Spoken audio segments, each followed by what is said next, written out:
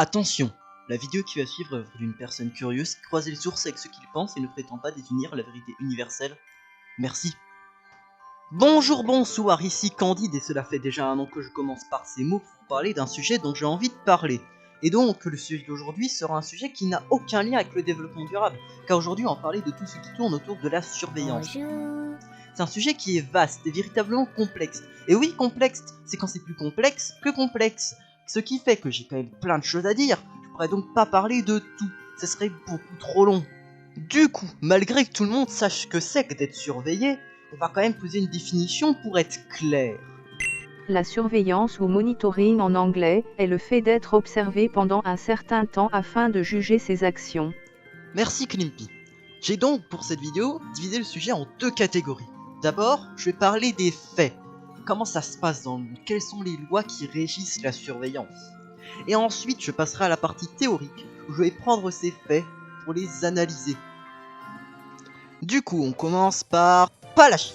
Même si je sais que la surveillance en Chine, c'est un sujet qui est particulièrement croustillant, avec ses nombreuses caméras présentes dans les classes, ou même dans la rue, de manière assez poussée, je ne vais pas en parler ici, car c'est déjà un sujet qui est tout de même un peu connu. Je vais parler d'un pays qui pourrait redite, mais c'est pas la même gravité.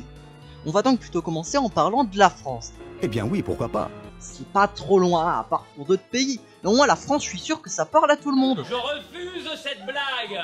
Donc, en France, j'ai l'impression que les caméras, c'est un sujet qui, même s'il y a une vingtaine d'années, se débattait pas mal dessus, avec par exemple la question d'en mettre plus couramment, sorti après les attentats à Londres, le sujet a maintenant été vite fait déposé dans la corbeille. Mais dis-moi Candide, comment que ça fonctionne en France? Eh bien, d'après le site de la CNIL, les caméras sont réglementées de manière à ce que ça ne devienne pas une dystopie créée par George Orwell. Par exemple, les caméras mises dans des établissements d'entreprise ou dans les rues de nos villes ne peuvent d'abord être mises en place que par certaines personnes, que ce soit par exemple les autorités publiques pour les espaces publics, ou encore les responsables de la sécurité de l'organisme au travail.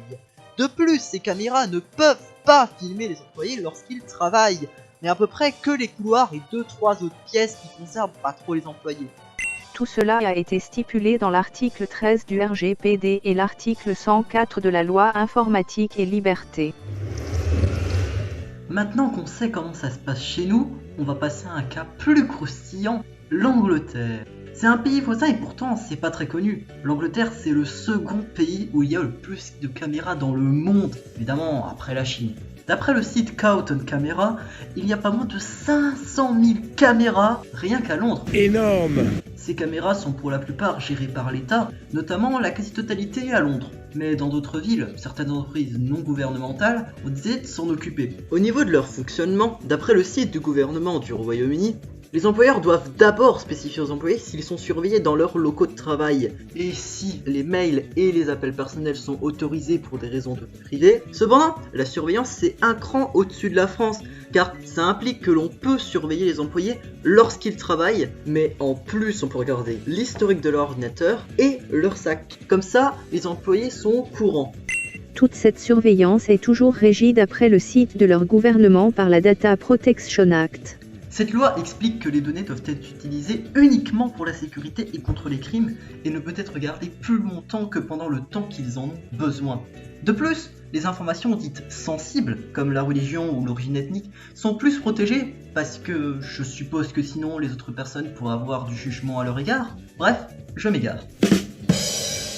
Mais quelque chose que je n'ai pas trouvé en France, après ça veut pas dire que c'est pas le cas, c'est juste pas dans mes sources. On peut savoir quelles informations sont gardées par le gouvernement, comment elles sont utilisées et même la supprimer. Après j'ai pas trouvé si ça se rend flou au fil du temps, s'il y avait un formulaire spécial pour les supprimer, mais bon, c'est déjà ça non? Après avoir parlé du fonctionnement de la surveillance dans divers pays, on va plutôt parler d'un moyen qui peut instaurer la surveillance, les dashcams. Comme leur nom l'indique à moitié, les dashcams sont des caméras qui s'installent devant les véhicules et qui filment la route pendant que les gens roulent ou enfin se déplacent quoi. J'ai jamais vu une dashcam sur un bateau ou un jet privé. On a pu d'abord voir fleurir vers les années 2010 en Russie des vidéos de dashcam dont on peut d'ailleurs retrouver les diverses compilations sur YouTube. Cette popularité en Russie est due à de nombreux trous dans le système légal et de la corruption d'après un article de chez Wired. Mais depuis quelques temps, j'ai remarqué que les dashcams se sont démocratisés un peu partout dans le monde, notamment en Angleterre et en France, et donc je suppose que ça doit être pour les mêmes raisons, non? Ou alors un certain manque de confiance envers les gens peut-être. Après avoir exposé tous ces faits, je commence à en avoir assez de ce gag, j'ai pas mal de questionnements qui me viennent en tête. Je vais devoir des pensées sur certains effets secondaires qui viendraient par une surveillance avec des caméras, qui certes peuvent s'appuyer sur de la surveillance tout court, mais il y a une subtilité. Est-ce que les gens seront à l'aise lorsqu'on les surveille? Par exemple, si certaines personnes disent qu'elles se sentent plus à l'aise, d'autres sont plutôt embarrassées à cette idée, pourraient même développer de l'angoisse, ce qui nuira à leur capacité à vivre tranquillement. C'est donc variable de la pensée de chacun. Mais alors, comment peut-on placer un système de surveillance si toutes les personnes qui entrent en contact avec ce dernier ont un avis différent? Vous avez 4 heures. Plus sérieusement, cette question est vraiment rattachée à des grosses réflexions de société bien grasses à propos de comment les conventions doivent s'appliquer avec des personnes qui vivent avec nous, car elles n'ont pas forcément les mêmes, et nos conventions, comme les leurs, sont subjectives. Une autre question qui me chiffonne, c'est à propos de pourquoi on aurait besoin de surveiller les gens, et donc de la capacité des gens à être responsables. En effet, si les personnes sont surveillées sans arrêt, et donc que leurs faits sont observés, elles vont juste écouter et ne pas développer de faire des choses d'elles-mêmes. J'ai entendu souvent parler que les gens sont de moins en moins responsables, mais a-t-on la possibilité d'avoir des responsabilités si on n'a aucun pouvoir? Est-ce que ça vaut le coup? Les dashcams en sont un excellent exemple, car elles sont censées empêcher un problème. Or, dans un monde parfait, les problèmes ça n'existe pas, donc les dashcams ne serviraient à rien. Mais les gens en achètent quand même, donc à leurs yeux, le monde n'est pas parfait. Et l'inverse. Est-ce qu'on doit nous dire ce qu'on doit faire avec des dashcams partout? Ce serait une absence de liberté, non? Un monde comme dans 1984. Les gens ne savent pas ce qui se passe et vivent sans se poser de questions. Les humains vivraient alors comme des robots, et auraient un bonheur atteint par des croyances qui certes seraient infondées, mais ils seraient heureux quand même. Mais le modèle vital de cet ouvrage repose sur un truc, une haine. Une haine de l'autre et une haine de l'homme. Or, aujourd'hui, l'homme, c'est un être social. Alors si la haine, ça divise les hommes, comment le modèle présenté précédemment, il serait viable sur une durée indéterminée? Je sais pas comment trancher, alors je vous laisse y réfléchir. Depuis le début de la vidéo, on a parlé de est-ce que la surveillance est efficace ou pose des problèmes lorsqu'elle existe ou pas? Et si elle existe, est-ce qu'il n'y aurait pas des différences de fonctionnement entre plusieurs systèmes nationaux? Tout d'abord, le système de surveillance, qui devrait le gérer? Un gouvernement ou une entreprise privée? Car si c'est le gouvernement, il possède vos données et il pourrait, je répète, pourrait utiliser ces données pour exercer une pression sur vous, en empêchant par exemple de trouver un travail, alors qu'une entreprise privée, c'est possible, mais c'est beaucoup plus compliqué d'exercer cette pression. Les entreprises possèdent un autre outil plutôt salace, l'argent. Bien sûr, pour expliquer ce principe, j'utilise des éléments de société actuelle, c'est-à-dire une société de consommation. J'aime pas, mais c'est pas le sujet. Donc, une entreprise dans un modèle de société de consommation, son but c'est quoi? C'est de faire de l'argent. Et actuellement, ce qui rapporte le plus d'argent, c'est les données. Et donc ils peuvent, et je dis bien peuvent les utiliser, car les données sont un réel marché que j'aimerais traiter à propos des différentes entreprises qui l'utilisent déjà, mais que je ne traiterai pas ici, car cette phrase est déjà beaucoup trop longue. Donc je disais, ils peuvent revendre ces données pour les emmener on ne sait où afin de rapporter du pognon. Alors que le gouvernement n'utilise pas ces techniques pour l'argent, à moins que ce soit une entreprise gouvernementale, dans lequel cas c'est chaud, parce qu'il peut utiliser les deux procédés sans aucun souci. Et donc, avec tout ça, on peut se poser la question, quelle doit être la vie privée et la vie commune / publique? Car depuis ces dernières années, les échanges sont de plus en plus rapides, la différence entre les deux est de plus en plus floue et vague.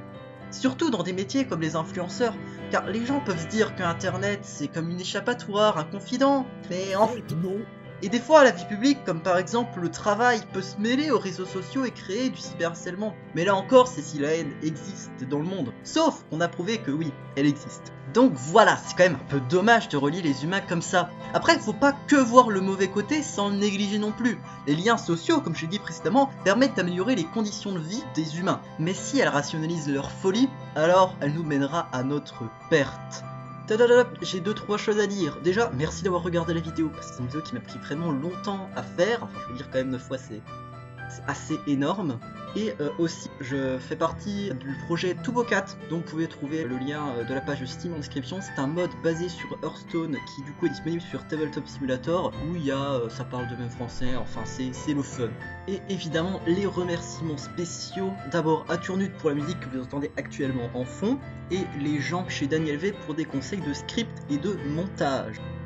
Et donc je vous souhaite une bonne journée, soyez responsables.